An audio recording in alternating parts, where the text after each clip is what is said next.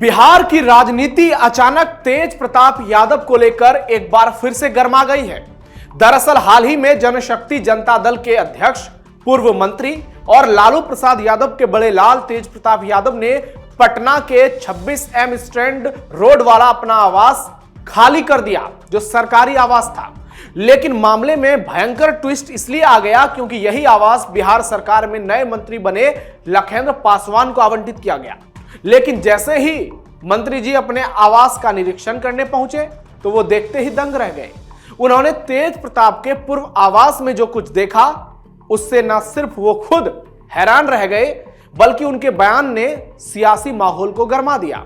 लखेंद्र पासवान ने आरोप लगाया कि आवास से कई सामानों को गायब कर दिया गया है।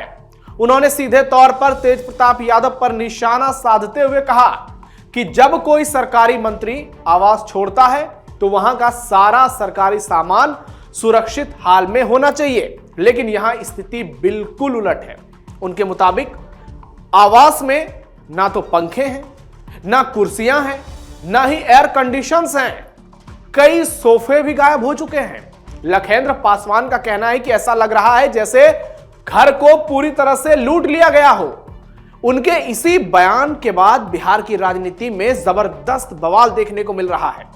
तेज प्रताप यादव का नाम आते ही लोग इस विवाद को राजनीतिक बदले की कार्रवाई और सियासी टकराव के रूप में देखने लगे हैं, क्योंकि बिहार में सत्ता परिवर्तन के बाद लगातार पूर्व मंत्रियों का सरकारी आवास खाली कराए जाने का मामला चर्चा में रहा है और हाल के दिनों में जो कुछ हुआ है लोग वो भूले नहीं हैं। इसलिए तेज प्रताप का मामला भी एक बार फिर से गर्मा गया है। नमस्कार, कैपिटल टीवी बिहार में आपका स्वागत है। मैं हूं नवेंदु शेखर झा और आज के इस वीडियो में बात करेंगे तेज प्रताप यादव के सरकारी आवास को लेकर मचे बवाल की। वीडियो लास्ट तक जरूर देखिएगा। तेज प्रताप यादव ने यह क्या कर दिया? सरकारी आवास से सारे सामान गायब। लालू के बड़े लाल पर लगे गंभीर आरोप। फिर ट्रेंड करने लगा टोटी चोर। बिहार विधानसभा चुनाव में हार के बाद लालू प्रसाद यादव के बड़े बेटे तेज प्रताप यादव को नियम के मुताबिक सरकारी आवास खाली करने का ऑर्डर मिला।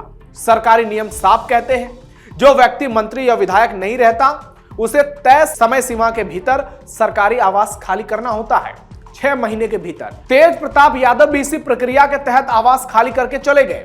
इसके बाद वही बंगला नए मंत्री लखेंद्र पासवान को अलॉट कर दिया गया। जब लखेंद्र पासवान पहली बार आवास में पहुंचे अधिकारियों के साथ निरीक्षण करने के लिए, तो उन्होंने जो कुछ देखा वो बहुत ज्यादा हैरान रह गए। वो मीडिया के सामने आए, बड़ा बयान दिया और साफ साफ कह दिया कि आवास से कई चीजें गायब है। उन्होंने ये कहा है कि सरकारी आवास में जो सामान सरकार की ओर से दिया जाता है वो सरकार की संपत्ति होती है और उसे अपने साथ ले जाना गलत है। उनका कहना है कि यह सिर्फ एक घर नहीं बल्कि जनता की संपत्ति है और इसकी जिम्मेदारी वहां रहने वाले मंत्री की होती है। इस बयान के बाद सवाल उठने लगे, क्या सच में सरकारी सामान गायब है या फिर यह सिर्फ राजनीतिक बयानबाजी है? लखेंद्र पासवान के आरोपों ने इस पूरे मामले को और बड़ा बना दिया। उन्होंने कहा कि जब कोई नया मंत्री आवास में जाता है तो उम्मीद होती है कि वहां रहने लायक सारी बुनियादी सुविधाएं होंगी, लेकिन यहां तो हालात ऐसे हैं कि रहने से पहले सब कुछ लगता है फिर से सेट करवाना पड़ेगा। उन्होंने अधिकारियों से इसकी रिपोर्ट तैयार करने के लिए कहा और यह भी बताया कि आवास में पहले से क्या क्या सामान होना चाहिए था और अब क्या कुछ नहीं है।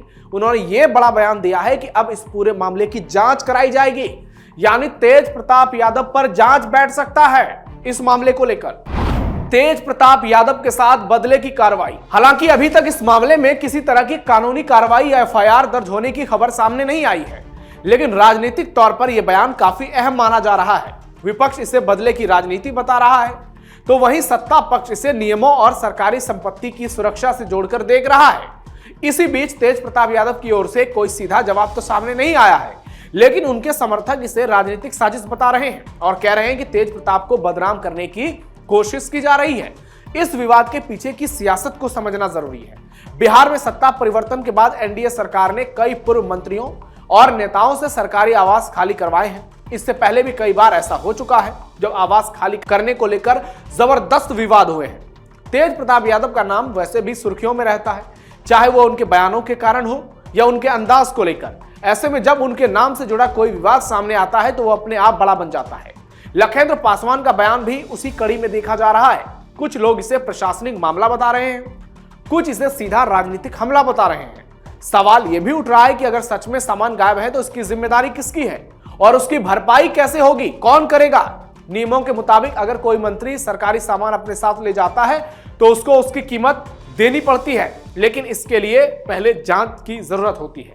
कुल मिलाकर तेज प्रताप के सरकारी आवास खाली करने के बाद शुरू हुआ यह मामला अब एक घर तक सीमित नहीं रहा, बल्कि यह बिहार की राजनीति का नया मुद्दा बन गया है। लखेंद्र पासवान के आरोपों ने इसे और हवा दे दी है और आने वाले दिनों में इस पर बयानबाजी देखने को मिल सकती है।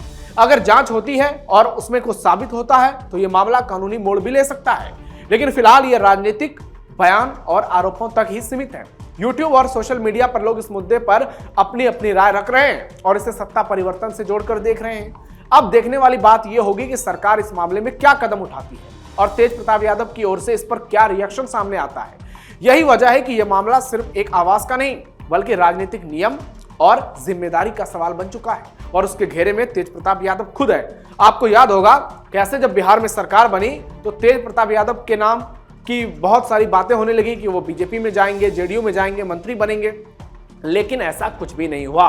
तेज प्रताप यादव अलग पार्टी से लड़े, चुनाव हारे और अब दही चौड़ा भोज का उन्होंने भी मकर संक्रांति पर आयोजन किया, उसमें लालू यादव पहुंचे। लेकिन तेज प्रताप बीजेपी या फिर जेडीयू से उनकी जाने की खबरें जो थी, उनके साथ हाथ मिलाने की खबरें थी, वो सच होती फिलहाल नजर नहीं आ रही है। हालांकि तेज प्रताप सरकार का सपोर्ट करते हैं।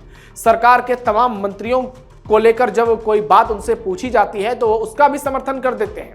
ऐसे में अब तेज प्रताप आगे क्या करेंगे, ये एक बड़ा सवाल है। राबड़ी आवास खाली करने पर भी हुआ भारी बवाल। राबड़ी देवी के सरकारी आवास को खाली करने का मामला भी बिहार की राजनीति में बड़े बवाल का कारण बना। हाल के दिनों में सत्ता परिवर्तन के बाद जब पूर्व सीएम और राजद की वरिष्ठ नेता राबड़ी देवी से सरकारी आवास खाली करने को कहा गया तो इस पर तीखी राजनीतिक प्रक्रिया देखने को मिली। आरजेडी नेताओं और समर्थकों ने इसे बदले की राजनीति बताया और आरोप लगाया कि नई सरकार, नीतीश सरकार जानबूझकर लालू परिवार को निशाना बना रही है। आवास खाली कराने की कार्रवाई के दौरान प्रशासनिक सख्ती, नोटिस और समय सीमा को लेकर भी खूब सवाल उठे। राबड़ी देवी लंबे समय से उस सरकारी आवास में रह रही थी, इसलिए मामला भावनात्मक और राजनीतिक दोनों रूप में संवेदनशील बन गया। दूसरी ओर सरकार का कहना था कि नियम सबके लिए एक जैसे हैं और जो पद पर नहीं है उसे सरकारी आवास खाली करना ही होगा। सरकार ने साफ किया कि यह कोई राजनीतिक कार्रवाई नहीं बल्कि प्रशासनिक प्रक्रिया है। हालांकि इस दौरान आरजेडी कार्यकर्ताओं ने विरोध प्रदर्शन किए और इसे सम्मान से जुड़ा मुद्दा बता दिया। सोशल मीडिया पर भी जबरदस्त बवाल हुआ। कुछ लोगों ने आरजेडी का समर्थन किया तो कुछ लोगों ने सरकार का। कुल मिलाकर राबड़ी आवास का खाली कराना एक प्रशासनिक कदम के बावजूद राजनीतिक तूफान में बदल गया और बिहार की पूरी तरह से सियासत गर्मा गई। उसके बाद कई बार बयानबाजी देखने को मिली, चाहे वो जेडीयू के प्रवक्ता नीरज कुमार को लेकर। उन्होंने ये तक कह दिया कि उस आवास में तहखाना हो सकता है, उसकी जांच होनी चाहिए। कुछ वीडियोस वायरल हुए जिसमें गाड़ियों से वहां पेड़ पौधों को ले जाया जा रहा था और सवाल उठने लगे कि लालू परिवार सरकारी आवास से सामानों की चोरी कर रहा है। ऐसे में ढेर सारे बवाल हुए, खूब वार पलटवार का दौर देखने को मिला। आरजेडी, बीजेपी और जेडीयू में जबरदस्त बयानबाजी देखने को मिली और फाइनली लालू यादव को धीरे धीरे अपना सामान वहां से शिफ्ट करना ही पड़ा। अब तेज प्रताप यादव ने जो आवास खाली किया है, क्या वो लालू के साथ रहेंगे? क्या लालू परिवार में उनकी वापसी होगी? क्या वो महुआ बाग वाले लालू के आलीशान घर में जाएंगे? क्योंकि तेजस्वी तो अब आरजेडी के राष्ट्रीय कार्यकारी अध्यक्ष बन गए हैं। ऐसे में परिवार के लोग कौन किसके साथ रहेंगे, यह भी एक बड़ा सवाल है। देखना दिलचस्प होगा कि इस मामले में अब तेज प्रताप की ओर से क्या सफाई आती है। क्या वो कोई बयान देते हैं? जो सामान गायब हुए हैं, क्या उस पर तेज प्रताप का कोई रिएक्शन आता है? यह देखना दिलचस्प होगा। आपको क्या लगता है? कमेंट बॉक्स में अपनी राय जरूर दीजिए। हमारे इस वीडियो को लाइक कीजिए, शेयर कीजिए और चैनल को सब्सक्राइब जरूर कीजिए। फिलहाल के लिए इतना ही, धन्यवाद।